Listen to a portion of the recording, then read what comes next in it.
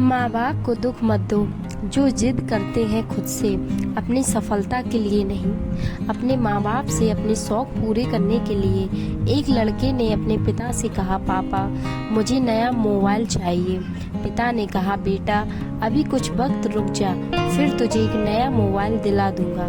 बेटे ने कहा, आपके पास मेरे लिए कभी पैसे नहीं होते हैं, मेरे सब दोस्त अच्छे से रहते हैं, किसी के पास कोई कमी नहीं है, केवल मेरे पास ही हर चीज की कमी होती है। अब आप बच्चे पैदा करना बेहद आसान है, लेकिन उन्हें पालना बेहद मुश्किल। जब आप मेरी ज़रूरत पूरी कर ही नहीं सकते थे तो क्या मतलब इस घर में रुकने का। मैं घर छोड़कर जा रहा हूँ। बेटा रुक जा, मेरी बात तो सुन, हम तुझे दिला देंगे।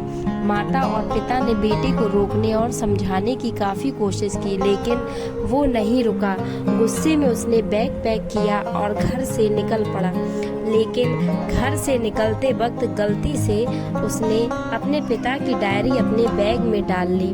पिता की आदत थी कि वह हमेशा डायरी लिखा करते थे और उनकी डायरी को छूने की परमिशन किसी को भी नहीं थी। लड़का घर से काफी दूर आ गया और थक कर बैठ गया।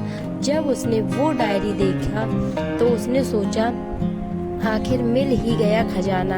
आज पता चल जाएगा कि मेरे पिताजी कहाँ कहाँ दौलत छुपा रखी है और उन्हें किन किन लोगों से पैसे लेने हैं, और सारा का सारा लेखा जोखा आज मुझे मिल जाएगा। बेटे को लगा इस डायरी में पिताजी की सारी लेन देन का हिसाब होगा। जैसे ही लड़के ने उस डायरी को पढ़ना शुरू किया, उसकी आंखों से आंसू बहने लगे। डायरी की शुरुआती पन्नों में बेटे को जो बाइक दिलाई थी उसका हिसाब लिखा था, जिसकी ईएमआई पिताजी अभी तक चुका रहे थे। दूसरे पन्नों में उसके कॉलेज की फीस और एडमिशन का कर्ज लिखा था कि इन लोगों को इतने पैसे वापस देने हैं। और सबसे आखिरी पन्ने पर लिखा था कि बेटे को अब मोबाइल दिलाना है, उसके लिए मुझे कौन कौन उधार दे सकता है।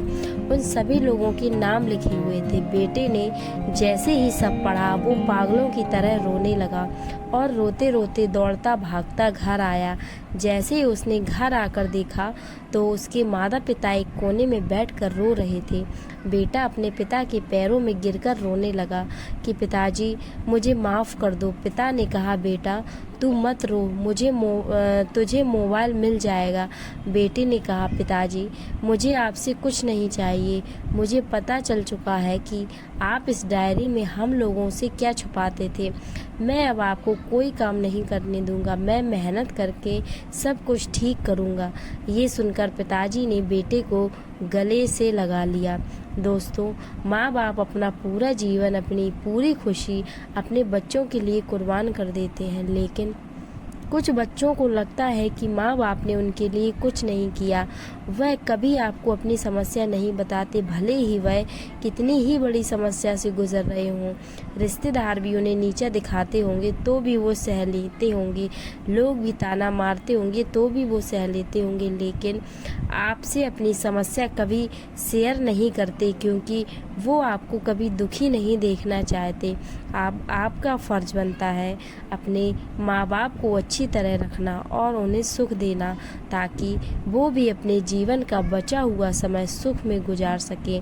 यदि आप अभी भी नींद में सोए हों तो अब जग जाइए और अपने शौक़ पूरे करने पर नहीं, अपने करियर बनाने पर ध्यान दीजिए, क्योंकि अगर आप अपने माँ बाप के रहते कुछ नहीं कर पाए तो बाद में आप सोने का महल भी बना लोगे ना, तो उसमें भी आपको नींद नहीं आएगी। अपने जीवन में कुछ बेहतर कर लीजिए ताकि आपके माता पिता को उम्र होने के बाद भी काम ना करना पड़े। अगर कहानी अच्छी लगी तो इसे सभी के साथ शेयर कीजिए और अगर अभी तक लाइक नहीं किए हैं तो ज़रूर कीजिए। धन्यवाद।